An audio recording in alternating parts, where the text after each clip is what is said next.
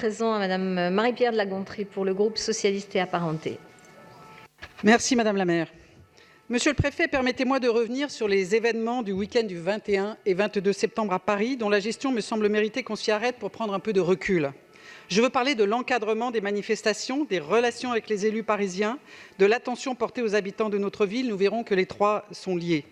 Le 21 septembre, plusieurs manifestations étaient prévues. Une mobilisation des Gilets jaunes, comme chaque samedi, une marche pour le climat et une mobilisation contre la réforme des retraites. Un dispositif policier conséquent avait été mobilisé, mais de nombreux témoignages ont fait état de surprises des manifestants pacifiques, des familles avec des enfants, pris dans des nasses, sans pouvoir s'en extraire, victimes de tirs de grenades lacrymogènes et la panique de ceux-là même qui souhaitaient s'extraire. Le Conseil de Paris vous avait adressé, demandant à ce que vous veniez présenter un bilan des manifestations sans que cela soit jamais suivi des faits, et nous réitérons cette demande afin que nous puissions être éclairés sur la proportionnalité de l'action des forces de l'ordre devant ce Conseil de Paris. Ceci m'amène, Monsieur le Préfet, à vous faire part de ma deuxième interrogation.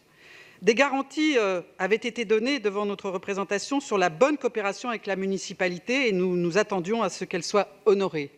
Or, nous avons constaté des décisions unilatérales de la préfecture de police prises sans concertation avec les municipalités. Par exemple, cela a été rappelé à l'instant, celle de procéder à des fermetures de stations de métro le 22 septembre, coïncidant avec la journée du patrimoine, la journée sans voiture. Et donc, nous nous interrogerons sur les raisons de cette décision.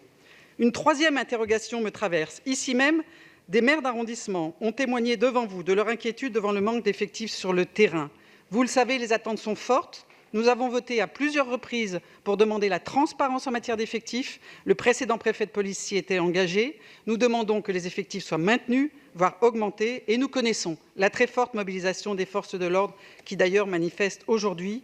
Il nous faut aujourd'hui connaître avec précision les raisons qui conduisent à délaisser le terrain au profit de l'encadrement des manifestations.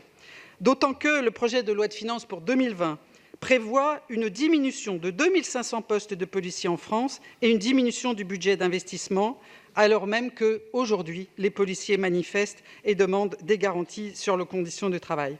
Enfin, et j'en terminerai là, a été présenté le 17 septembre un nouveau plan STUP. Vous le savez, les lieux qui subissent ces difficultés sont très bien connus et très bien identifiés. Nous avons besoin que les efforts soient portés sur cette problématique avec les effectifs de voie publique, mais aussi les services spécialisés de la préfecture de police.